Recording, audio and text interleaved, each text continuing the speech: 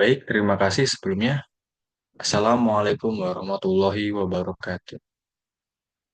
Terima kasih kepada teman-teman semua yang telah meluangkan waktu untuk melihat hasil presentasi tugas akhir, yaitu tugas UAS ya, pada mata kuliah pengantar ilmu linguistik.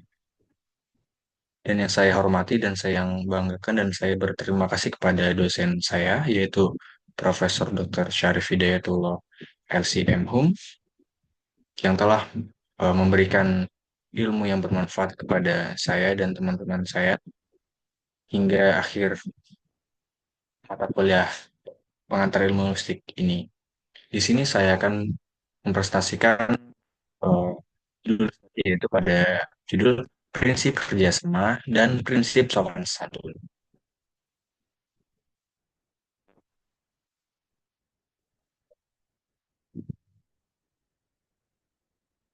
Baik, pada bagian pembahasan di sini yaitu ada definisi prinsip kerjasama, jenis-jenis prinsip kerjasama, contoh prinsip kerjasama, definisi prinsip sopan santun, contoh prinsip sopan santun, jenis-jenis prinsip sopan santun, dan kesimpulan. Pada definisi prinsip kerjasama, prinsip kerjasama adalah kaidah-kaidah yang harus ditaati oleh penutur agar percakapan dapat berjalan lancar. Pada buku Cakrawala Linguistik Arab halaman 143. Jadi di sini itu mendefinisikan bahwasannya pada prinsip kerjasama tersebut itu eh, penutur itu harus menaati suatu percakapan supaya perbincangan nantinya akan berjalan sesuai arahan atau lancar. Nah, pada jenis-jenis kerjasama di sini yaitu terbagi menjadi empat, yaitu maksim kuantitas, maksim kualitas, maksim relevansi, maksim cara. Dan di sini saya akan memaparkan dari keempat tersebut. Yang pertama yaitu ada maksim kuantitas, yang mana harus mengharuskan penutur memberikan kontribusi yang secukupnya kepada mitra tutur. Jadi tidak perlu berlebihan, tidak perlu apa ya, eh, melebih-lebihkan sesuatu kepada mitra tuturnya. Nah, yang kedua terdapat maksim kualitas, yang mana mengharuskan peserta percakapan mengatakan hal yang sebenarnya. Jadi tidak boleh ada kebohongan atau yang harus dikatakan tuh ya sesuai dengan apa yang disampaikan kepada mitra tuturnya. Tidak boleh eh, berbohong atau eh, memutarbalikkan sesuatu gitu. Yang ketiga ada maksim relevansi. Di sini maksim relevansi itu ya mengharuskan peserta percakapan memberikan kontribusi yang relevan dengan situasi penutur. Nah, jadi itu harus memberikan sesuatu yang jelas gitu kepada si penutur, nggak boleh nggak jelas gitu sebenarnya. Maksim cara yang keempat. Nah, maksim cara di sini yaitu mengharuskan peserta percakapan berbicara langsung dan lugas serta tidak berlebihan. Jadi harus eh, kepada mitra tutur itu harus berbicara langsung dan tegas dan tidak boleh berlebihan, nggak boleh dilebih-lebihkan lagi seperti itu. Nah, di sini terdapat contoh prinsip kerjasama. Pada contoh di sini itu ada Quran Surat Al-Baqarah, Quran Surat Yusuf, Quran Surat Al-Maidah, Quran Surat Al-Baqarah, dan Quran Surat Al-Maidah. Nah, contoh pada maksim kuantitas di sini pada Quran Surat Al-Baqarah eh, ayat 2 pada halaman 260, yaitu wa id qala Ibrahim Rabbi aron kaifa tuhyil mauta qala awalam tu'min bala walakin la yatma inna qalbi qala fahuz arba'atan minat tawrin fasurhunna ilaika thumma ja'al ala kulli jabal minhunna juz'an thumma du'uhunna ya'tinaka say'an wa'alam annallah azizul hakim. Nah, di sini artinya yaitu ketika Ibrahim berkata, "Ya Tuhanku, perlihatkanlah kepadaku bagaimana Engkau menghidupkan orang-orang mati." Allah berfirman, "Belum yakinkah kamu?" Ibrahim menjawab, "Aku telah meyakinkan, akan tetapi agar hatiku tetap mantap dengan imanku." Jadi pada maksim kuantitas di sini itu dijelaskan dalam ayat ini mengajarkan bahwa Allah memiliki kuasa tanpa batas, bahkan untuk menghidupkan yang telah mati dengan cara yang tidak dapat dibayangkan oleh manusia itu sendiri. Nah, itu terdapat pada buku Cakrawala Linguistik Arab halaman 1. Yaitu ada maksim kualitas pada Quran surah Yusuf ayat 12 halaman 117, yaitu yang berbunyi ya qalu ya bana inna zahabna nastabiqu wa tarakna Yusufa indama ina fakalahu zibhu wa ma anta bimu'minin lana walau kunna sodikin, yang artinya mereka berkata, ayah kami pergi berlomba dan kami tinggalkan Yusuf di dekat barang-barang kami, lalu dia dimakan serigala. Anda tidak akan pernah percaya kepada kami sekalipun kami benar. Pada mesin kualitas di sini tuh dijelaskan dalam ayat ini tuh lebih menyoroti pada kualitas perasaan yang dalam dan tapak tulusnya. Nah, namun diimbangi dengan tindakan yang benar seperti itu. Itu terdapat pada buku Cakrawala Linguistik Arab halaman 140. Yang ketiga yaitu ada maksim relevansi pada Quran Al-Maidah eh, juz 5 ayat 112.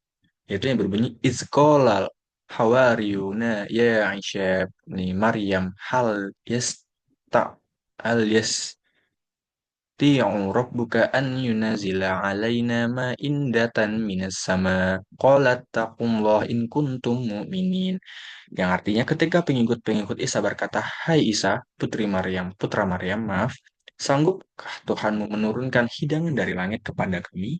Isa menjawab, bertakwalah kepada Allah jika kamu betul-betul orang yang beriman. Maksim pada ayat ini yaitu menjelaskan bahwasannya permintaan ketika permintaan kita kepada Allah harus didasarkan pada iman yang kuat dan ketakwaan, bukan sekedar mencari bukti atau mukjizat keimanan yang tulus dan hubungan yang baik dengan Allah lebih penting daripada hanya mengandalkan keajaiban. Nah, itu terdapat pada buku Cakrawala Linguistik halaman 145. Selanjutnya itu ada mesin cara, yaitu yang berbunyi qalu du'uni lana rabbuka yubayyina lana ma hiya qala annahu yaqulu innaha baqaratu la faridun wala bikru awanun baina zalika fa'af'alu ma tu'marun, yang berbunyi mereka menjawab, mohonkanlah kepada Tuhanmu untuk kami agar dia menerangkan kepada kami tentang sapi betina itu. Saya menjawab, Allah berfirman bahwa sapi betina itu adalah sapi betina yang tidak tua dan tidak muda, tengah tengah antara itu. Sekarang, kerjakanlah apa yang diperintahkan kepada kalian. Nah, maksud dari ayat tersebut itu menjelaskan bahwa kita harus mengikuti petunjuk Allah dengan sederhana dan jelas. Jangan menambah atau mengurangi apa yang sudah diperintahkan Allah Subhanahu wa taala. Jadi Allah memberikan petunjuk yang jelas dan kita hanya perlu melaksanakan apa yang diperintahkan oleh Allah Subhanahu wa taala. Itu terdapat pada buku Cakrawala Linguistik Arab halaman 105. Selanjutnya itu ada definisi prinsip sopan santun, yaitu kesantunan atau kesopanan adalah pelakuan suatu konsep yang tegas yang berhubungan dengan tingkah laku sosial yang sopan yang terdapat di budaya atau suatu masyarakat, yaitu pada eh, jurnal pragmatik suatu kajian awal Surakarta 11 Maret Universe Press pada yang dijelaskan pada Sulistyo. Selanjutnya itu ada jenis-jenis prinsip sopan santun. Yang pertama itu ada maksim kearifan, maksim kedermawanan, maksim pujian, maksim kerendahan hati, maksim kesempatan, dan maksim simpati. Di sini saya akan menjelaskan dari beberapa maksim tersebut. Yang pertama itu ada maksim kearifan. Pada maksim kearifan di sini yaitu peserta tutur hendaknya berpegang pada prinsip untuk mengurangi keuntungan dirinya sendiri dan memaksimalkan keuntungan pihak lain dalam kegiatan bertutur. Itu terdapat pada buku Cakrawala Linguistik halaman 146. Yang kedua, ada maksim kedermawanan. Nah, peserta tutur diharapkan dapat menghormati orang lain, kurangi keuntungan untuk dirinya sendiri, dan ditambah pengorbanan diri sendiri. Itu terdapat pada buku Cakrawala Linguistik halaman 147. Yang ketiga yaitu ada maksim pujian. Jadi di sini tuh maksim pujian serta tutur diharapkan tidak saling mengejek, saling mencaci maki, saling merendahkan pihak lain. Jadi mengurangi cacian dan tambahi pujian kepada orang lain. Selanjutnya itu ada maksim kerendahan hati. Pada maksim kerendahan hati di sini yaitu peserta tutur diharapkan dapat bersikap rendah hati dengan cara mengurangi pujian terhadap diri sendiri, mengurangi pujian dan tambahi cacian pada diri sendiri. Jadi lebih tidak meninggi-ninggikan diri sendiri. Seperti itu. Di sini ada maksim selanjutnya yaitu ada maksim kesepakatan. Pada maksim kesepakatan di sini yaitu para peserta tutur diharapkan dapat saling membina kecocokan atau kemufakatan di dalam kegiatan bertutur. Jadi mengurangi ketidaksesuaian antara diri sendiri dengan orang lain dan tingkatkan persesuaian antara diri sendiri dengan orang lain seperti itu. Dan ada maksim simpati. Jadi peserta tutur diharapkan dapat memaksimalkan sikap simpati antara pihak yang satu dengan pihak yang lain dan mengurangi antipati diri sendiri dengan orang lain dan berbesar simpati antara diri sendiri dan orang lain. Jadi di sini tuh menjelaskan bahwasannya sikap simpati yaitu eh, harus seimbang gitu, harus mengurangi juga. Jadi tidak perlu, jadi tidak harus bagaimana ya, tidak perlu mengantisipasi atau mengurangi antipati diri sendiri dengan orang lain dan memperbesar simpati juga. Jadi pentingnya di sini yaitu harus saling empati lah ya. Nah, pada contoh prinsip sopan santun di sini yaitu ada Quran surat Yusuf, Quran surat Al-Baqarah, Quran surat Al-Kahfi, dan Quran surat nah, pada Quran surat Yusuf yaitu contoh dari bagian maksim kearifan yang berbunyi warawadat Hun warawa Bismillahirrahmanirrahim. Warawadathu allati huwa fi baitiha an nafsihi wa ghallafati wa waba. Wa qalat haita lak qala ma'aza Allah innahu rabbi ahsana maswa innahu la yuflihu zalimun, yang berbunyi yang artinya wanita Zulaiha yang Yusuf tinggal di rumahnya menggoda Yusuf untuk menuduhkan Yusuf kepadanya, dan dia menutup pintu-pintu. Kemarilah, kata wanita itu menggoda. Yusuf berkata, aku berlindung kepada Allah. Sungguh Tuanku telah memperlakukan aku dengan baik, orang-orang yang zolim tiada beruntung. Nah, ayat ini mengajarkan kita untuk selalu menjaga iman, menjauhi godaan yang melanggar aturan Allah Subhanahu wa Ta'ala, bersyukur atas nikmatnya, dan tidak melakukan perbuatan yang bisa menyakiti orang lain. Yang kedua tuh ada maksim pujian yang berbunyi ya ayyuhallazina amanu la taqulu ra'ina wa qulu zurna wasma'u walil kafirina azabun alim. Yang artinya, hai orang-orang yang beriman, janganlah kamu katakan kepada Muhammad ro'ina, tetapi katakanlah unzurna dan dengarlah. Dan bagi orang-orang yang kafir, siksaan yang pedih. Jadi dalam ayat ini tuh dijelaskan bahwasanya Allah melarang mereka berkata ro'ina, perhatikan kami. Karena kata itu bisa disalahartikan atau dipelesetkan menjadi penghinaan. Sebagai gantinya Allah menyuruh mereka menggunakan kata unzurna, lihatlah kami, yang lebih jelas dan sopan. Yang ketiga tuh ada maksud pemufakatan. Di sini terdapat ayat Quran surat Al-Kahf. Nah, artinya di sini Musa berkata kepada Khidir, bolehkah aku mengikutimu supaya kamu mengajarkan kepadaku ilmu yang benar di antara ilmu-ilmu yang telah diajarkan kepadamu?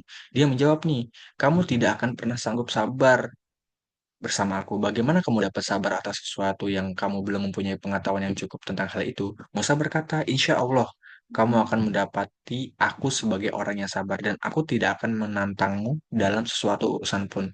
Dia berkata, jika kamu mengikutiku, maka janganlah kamu menanyakan kepadaku tentang sesuatu apapun sampai aku sendiri menerangkannya kepadamu. Jadi di sini dijelaskan kesepakatan harus didasarkan pada pemahaman yang jelas antara kedua pihak.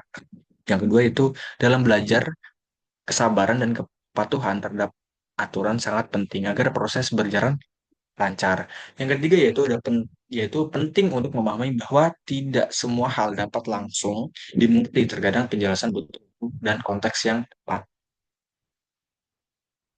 Yang itu ada maksim kesimpatisan. Di situ terdapat Quran surat Al-An'am ya. Wala Bismillahirrahmanirrahim. Wala tasubbul ladzina yad'una min dunillahi fayasbullahu adwa. Faya fayasbullahu adwam bighairil ilm. Kadzalika zayyana likulli ummati amaluhum. Tsumma ila rabbihim marji'uhum fayunbi'uhum bima kanu ya'malun. Jadi ayat ini menekankan pentingnya menjaga hubungan yang baik dengan orang lain, bahkan dengan mereka yang berbeda keyakinan.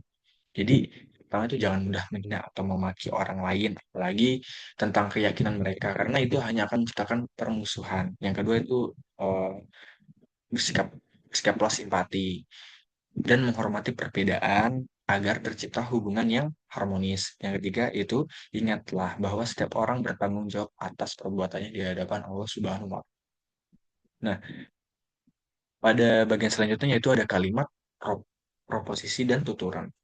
Di sini dijelasin bahwasanya pada buku Cakrawala Linguistik halaman 109, 149 maaf, kalimat yaitu kalimat terkait dengan linguistik dan proposisi yaitu merupakan suatu tuturan yang melukis beberapa keadaan yang belum tentu benar atau salah dalam bentuk sebuah kalimat berita. Nah, tuturan yaitu ujaran lidah atau rentan perbincangan yang didahului dan diakhiri dengan kesenyapan pada pihak pembincang. Di sini saya akan menjelaskan ketiga tersebut ya. Yang pertama itu ada kalimat. Nah, apa sih kalimat? Yaitu satuan bahasa yang terdiri dari beberapa kata yang disusun dengan aturan tertentu dan memiliki makna yang lengkap. Kalimat bisa berbentuk pernyataan, pertanyaan, perintah, atau seruan. Nah, agar bisa disebut kalimat, sebuah rangkaian kata harus memiliki subjek, jadi pelaku atau topik, dan predikat atau apa yang apa, apa ya yang bisa kita sebut yaitu ya apa yang dilakukan oleh subjek lah ya, serta bisa berdiri sendiri dan mudah difahami. Nah, contohnya tuh yaitu dimakan nasi, dia makan nasi. Nah, itu kan dia itu subjek ya, yaitu laku. Predikatnya itu makan, yaitu aksi. Objeknya di sini tuh nasi, yaitu sasaran yang ingin dilakukan oleh si pelaku tersebut.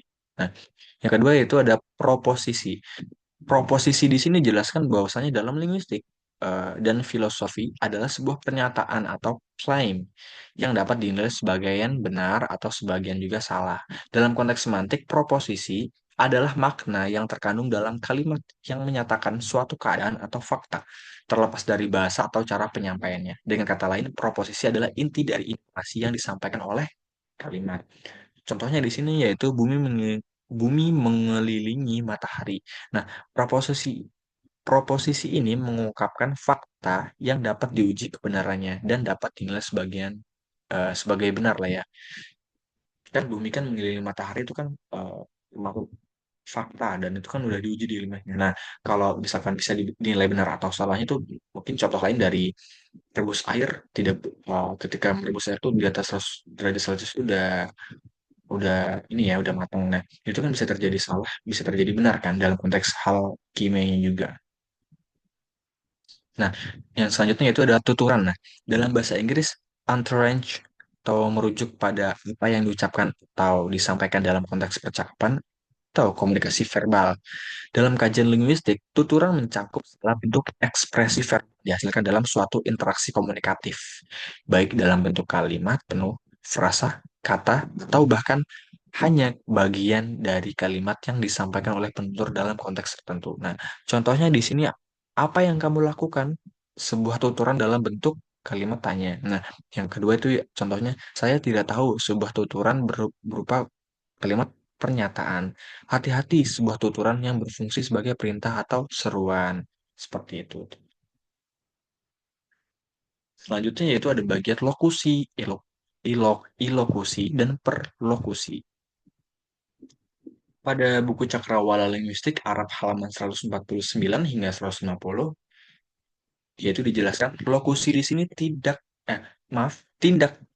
tuturan yang mengandung makna referensial dan kognitif. Ilokusi di sini yaitu satu tindak yang dipandang dari sudut tuturan memenuhi satu sistem interaksi masyarakat bah bahasa yang dibatasi oleh konvensi sosial. Paralokusi di sini itu tindakan yang menimbulkan atau menyebabkan konsekuensi tertentu pada pendengar, pembaca, atau orang lain. Di sini saya juga akan menjelaskan dari ketiga masing-masing tersebut ya. Pertama, lokusi, yaitu dalam bahasa Inggris, locution adalah istilah yang digunakan dalam teori tindak ujar, speech act theory. Jadi untuk merujuk pada aspek linguistik, dasar dari sebuah tuturan atau ujaran, lokus mencakup kata-kata yang diucapkan serta struktur linguistik yang digunakan dalam sebuah tuturan. Nah, yang membentuk dasar dari makna yang disampaikan lokus yang disampaikan. Lokus lebih fokus pada apa yang dikatakan dalam tuturan. Jadi fokusnya lokus di sini itu apa yang dikatakan oleh kita ya si penutur ini. Nah, jadi misalkan contohnya lokus dari tuturan, tolong tutup pintunya adalah kata-kata yang diucapkan dalam kalimat tersebut yaitu tolong tutup pintunya yang membentuk struktur permintaan. Misalkan eh, pergi ke pasar itu kan kayak tolong pergi ke pasar itu kan kayak permintaan ya suatu permintaan tuturan gitu. Kedua itu ada maaf ini itu ilokusi. Nah, ilokusi di sini yaitu salah satu aspek dari tindak tutur dalam teori pragmatik yang dikemukakan oleh John Searle. Tindak iloku merujuk pada maksud atau fungsi yang ingin dicapai oleh pembicara melalui sebuah tuturan. Dalam tindak ilokusi, pembicara tidak hanya menyampaikan informasi, tetapi juga melakukan tindakan melalui tuturan tersebut, seperti memerintah, meminta, bertanya, berjanji, atau menyarankan. Contohnya di sini yaitu kalimat tolong tutup pintu memiliki lokusi berupa permintaan kepada pendengar untuk menutup pintu. Terus, apakah kamu sudah makan? Itu kan suatu pertanyaan ya kepada si pendengar gitu kan. Yang ketiga, perlokusi. Perlokusi di sini yaitu merujuk pada efek atau dampak dari suatu tuturan terhadap pendengar, baik disengaja maupun tidak disengaja oleh penuturnya. Dengan kata lain, tindak perlokusi berkaitan dengan apa yang dilakukan oleh tuturan tersebut kepada pendengar, seperti meyakinkan, menakut-nakuti, membuat marah, atau menginspirasi. Contohnya yaitu tuturannya seperti jangan keluar rumah malam-malam berbahaya. Itu kan suatu menakut-nakuti ya pada perlokusi tersebut. Nah, perlokusinya di sini tuh pendengar menjadi takut akhirnya dan memutuskan untuk tidak keluar rumah. Nah, tuturannya yaitu saya rasa kamu mampu mencapai target itu. Yang kedua contohnya yaitu perlokusinya itu mendengar merasa termotivasi dan percaya diri. Jadi misalkan kayak yang membuat marah ya, kayak eh, kamu eh, tidak mengejar misalkan tugas kamu sangat jelek nilainya. Nah, itu kan tutoran kan. Perlokusinya itu kadang kan ada yang berterima, ada yang tidak berterima. Jadi kadang kan ya pendengar ada yang merasa kesel atau marah kayak apa yang dikatakan mereka karena nilainya jelek segala macam seperti itu. Jadi dari ketiga tersebut itu seperti lokusi, lokusi dan perlokusi itu hubungan ketiganya itu yaitu pertama yang lokusi menyampaikan informasi, yang kedua ilokusi menyampaikan tujuan atau niat si pembicara, perlokusi menghasilkan reaksi antara respon dari pendengar. Jadi lokusi di sini itu menyampaikan suatu informasi atau gagasan, yang kedua itu ilokusi itu jadi kita kita sampaikan nih tujuan atau niat kita ke si pendengar ini si pembicara ini. Nah, yang ketiga itu logos itu menghasilkan bagaimana nih reaksinya ketika kita sampaikan kepada si pendengar seperti itu teman. Oke. Dan terakhir itu ada kesimpulan. Jadi secara keseluruhan, kedua prinsip ini penting untuk menjaga kualitas komunikasi yang baik dan saling menghormati sehingga percakapan tidak hanya efektif, tetapi juga menyenangkan bagi semua pihak yang terlibat. Seperti itu, teman-teman. Baik, terima kasih. Mungkin cukup sekian presentasi saya. Apabila ada kurang dan salahnya saya mohon maaf. Dan apabila ada saran, kritik, serta pertanyaan boleh di kolom komentar. Baik, terima kasih sebelumnya. Assalamualaikum warahmatullahi wabarakatuh.